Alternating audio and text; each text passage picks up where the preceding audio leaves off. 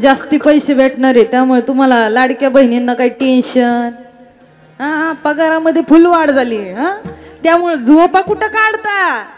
आता आपलं सरकार आलंय, फक्त पैशासाठी का होईना आपलं आलंय ना. आता कुठं वरती कोणचं बी आलं तर आपल्याला खाली बसून दिसणार आहे का?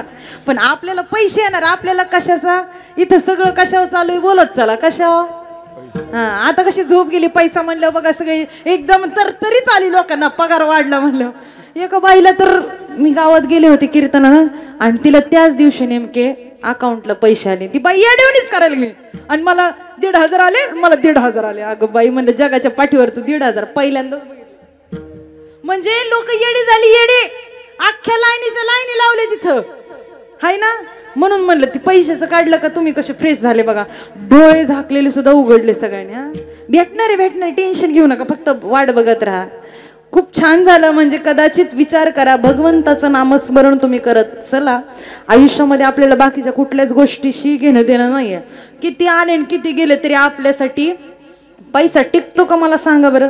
हा म्हणून विचार करा. आपल्याला राजकारणामध्ये, मी तर नेहमी कीर्तनातून सांगत असते, जोपर्यंत तरुण मुलांनी लक्ष देऊन ऐकायचं. तरुण पोरं काय करतात, राजकारण, ह्याच्या मागं फिर, त्याच्या मागं फिर, ह्याचे 500 खा, त्याचे 1000 खा. काही करू नका दादा, असं ऐका. कुणाच्या मागं पळून आपण मोठे होत नसतो. प्रत्येक तरुण पोराने विचार करायचं, आपल्या कुटुंबाचं सगळं जेवण झाल्यानंतर जर आपल्या घरात अन्न शिल्लक राहत असेल तर आपण राजकारणाच्या समाजकारणाच्या पाठीमागं पळायचं. तवर काय कुठं डोकं लावायचं नाही. ऐका, जो हिंदू साठी आणि खऱ्या अर्थानं धर्माचे पालन करणे पाखंड खंडन. आज शहरामध्ये गेला ना तुम्ही, 12च्या पुढं पोलीस कीर्तन थांबवा येतात. काल माझ्या कीर्तनात पुढं मी अशी कीर्तन करते आणि पुढं पोलीस येऊन थांबले, पण मी काही घाबरले नाही. बंद करा म्हणले 12च्या पुढं. आता कीर्तनच मला सांगा 10:30ला सुरू झालं, बंद कधी करा? आपल्याला काही सांगायला वेळ तरी भेटला पाहिजे ना. म्हणून सांगण्याचं तात्पर्य, आपल्याला अजून कीर्तन ऐकायला भेटतंय. इथून पुढचा काळ फार प्रचंड भयानक जाणार आहे. त्यामुळं महाराजांनी एक प्रमाण खर्च केलंय. काय सांगितलंय? आता तरी पुढे हाची उपदेश, आता तरी पुढे हाची उपदेश, नका करू नाशा आयुष्याचा. तुकोबाराय तुमच्या आमच्या पाया पडतात, सकळांच्या पायी माझे दंडवत. इतकं सुंदर आयुष्य आपलं, पण आपण काय करतो, व्यतीत करतो. तुकोबाराय समोर उभा राहिले आणि तुकोबारायांच्या मुखातून उद्गार निघाले, देवा मला काहीच नको, पैसा नको, धन नको, संपत्ती काहीच नको, ह्याची दान दे ग देवान तुझा. कदाचित आयुष्यामध्ये मला तुझा विसर पडू शकतो, पण एवढं दान दे माझ्या पदरामध्ये. अहो झोपले का काय?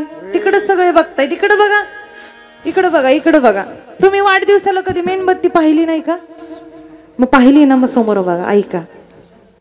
कदाचित एवढा सुंदर उत्सव चाललाय आणि उत्सवामध्ये महाराज सांगतात, तुकोबारायांना प्रश्न पडला, तुकोबाराय सांगतायत की देवा मला हे दान दे की कदाचित मला तुझा विसर पडेल, पण आयुष्यामध्ये हे दान दिल्यानंतर मी फक्त काय करीन तर तुझं गुणगान गाईल. गुण गाईन आवडी ह्याची माझी सर्व जोडी. गुण गाईन आवडी. आपण गातोय का गुणगान?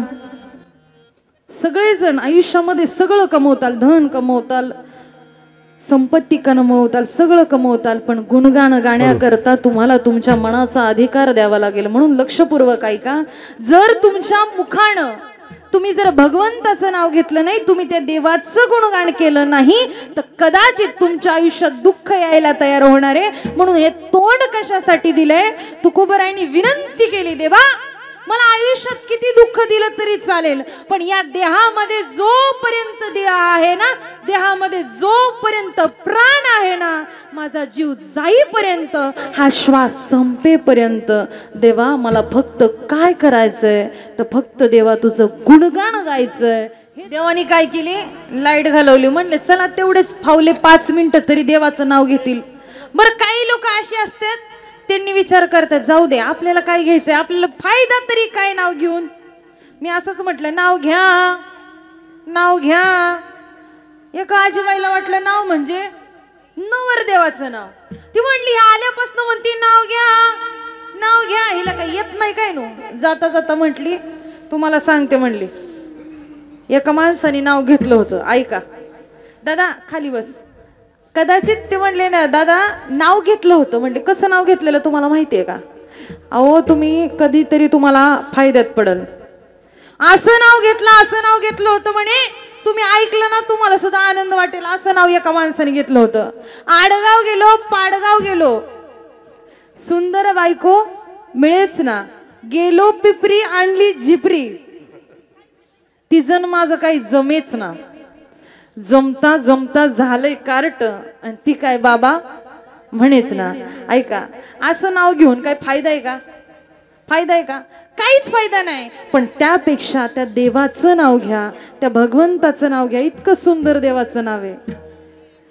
आपण कुणी आपल्यासाठी काही केलं तरी आपण काय करतो, त्याला कधीच चांगलं म्हणत नाही का? त्या पांडुरंगाचं सगुण साकार असणारं रूप किती सुंदर आहे. ऐका जगाच्या पाठीवरती आजही कित्येक वर्ष झालं इतकं सुंदर आयुष्य आहे, पण त्या आयुष्यामध्ये तुमच्या आयुष्यामध्ये भगवान परमात्मा नसेल, देव नसेल, त्या भगवंतावर तुम्ही प्रेम करत नसाल, त्याचं गुणगान गात नसाल, तर तुम्ही जगून तुमचा काही फायदा नाही. तुकोबाराय परखड प्रमाणामध्ये सांगतात, काय म्हणतात, एखाद्याने खूप सुंदर कोटीचं घर बांधलं, लाखाचं घर बांधलं, सुंदर अशी प्रॉपर्टीसाठी गाडी घेतली, बंगला, नोकर चाकर सगळं आहे त्याच्याकडं.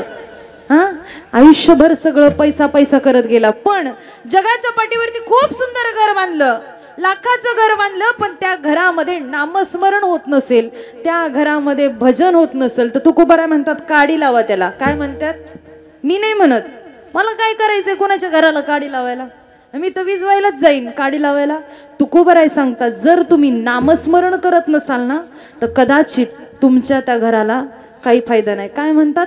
काय थोरपण, काय करायचंय, फक्त तुम्ही नामस्मरण करा.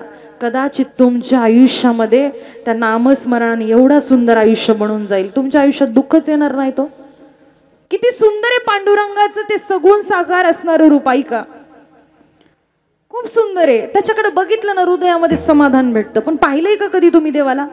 पंढरपूरला गेलात तर त्या पांडुरंगाचं रूप किती सुंदर आहे. ऐका सुंदर ती ध्यान उभी विटेवारी, सुंदर ती ध्यान उभी विटेवारी, करकटावारी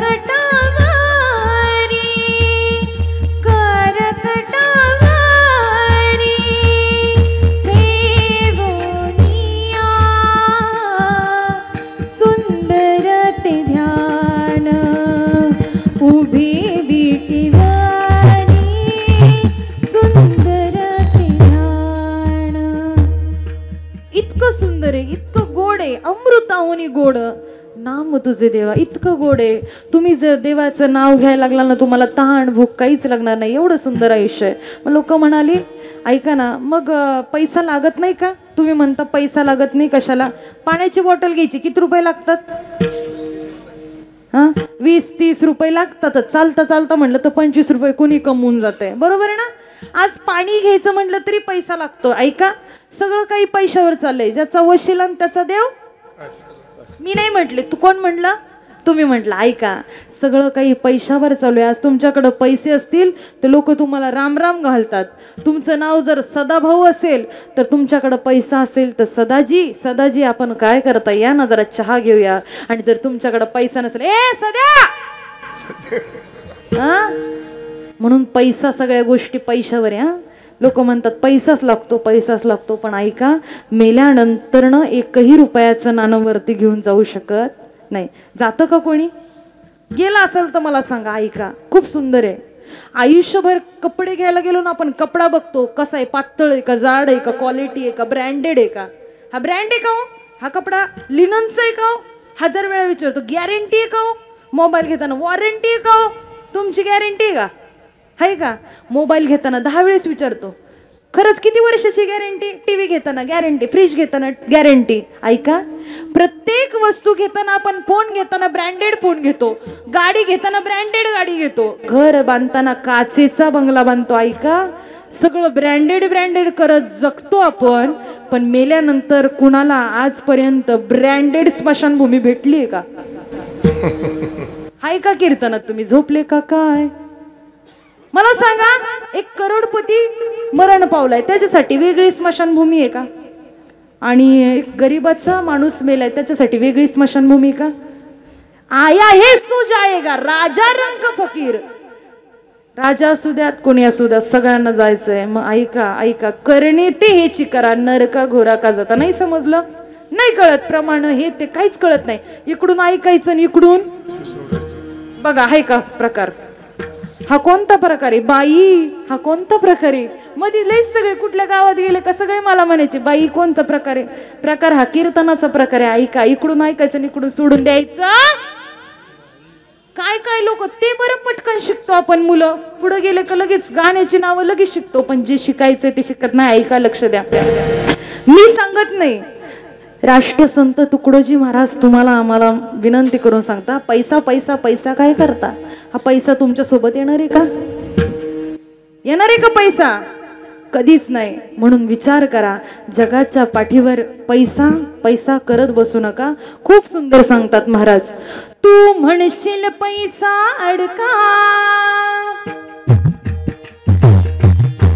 तू म्हणशील पैसा अडका, तो इथेच राहील सडका, तो इथेच राहील सडका.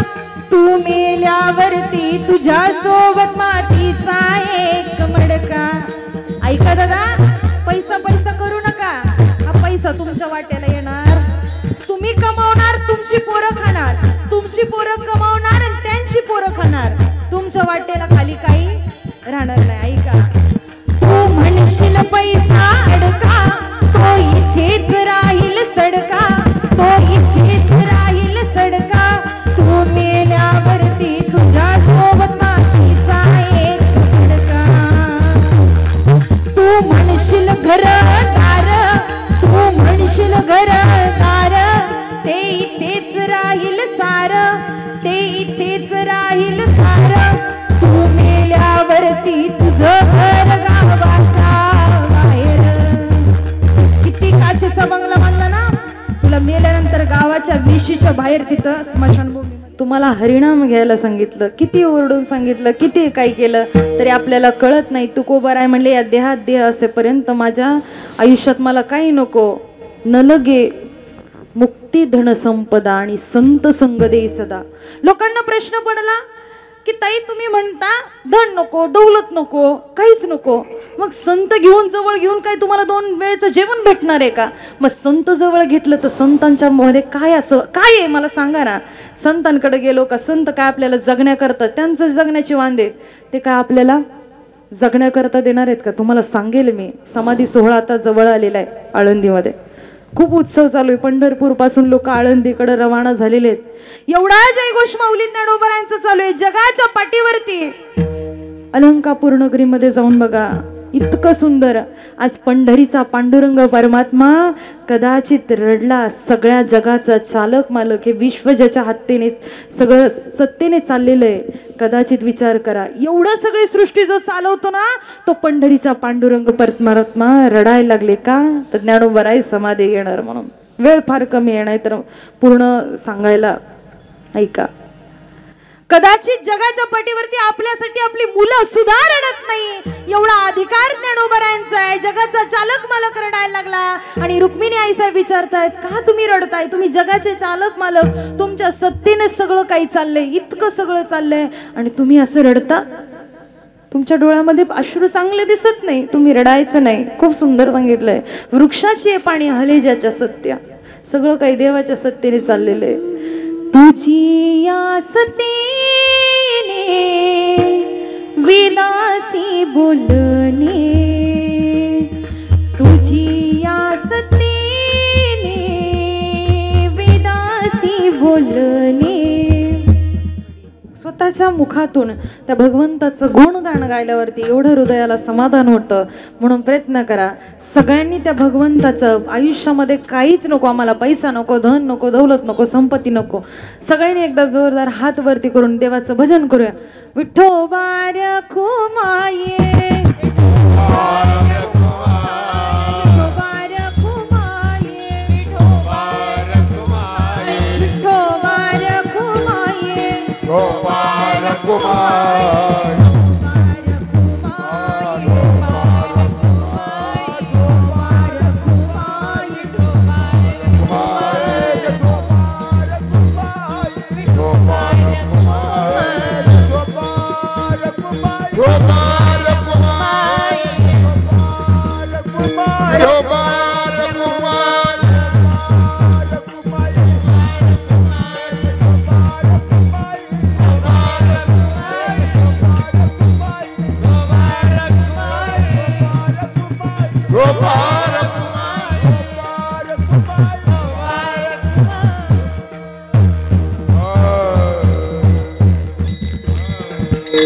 हेची दान देगा देवा तुझा विसर न व्हावा.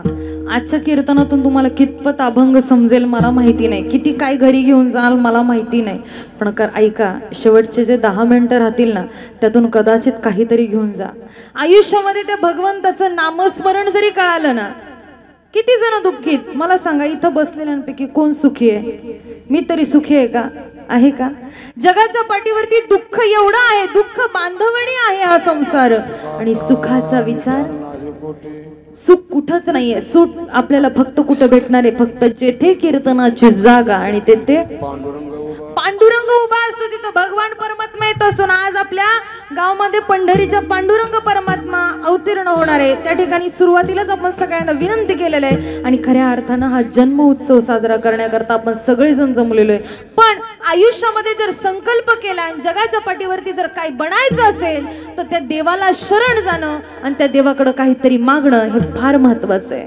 आजच्या दिवशी आज मागणी करायची ना, सगळ्यांनी एक निर्णय घ्यायचा, देवाकडे मी काही नाही मागणार. इकडे लक्ष द्या, देवाकडे एक मागणार आहे. काय? आयुष्यामध्ये काही नको मला, सोन्याचं नाणं काही नको, काही नको, काही नको. ऐका, फक्त देवाला एवढं मागणं देणार आहे.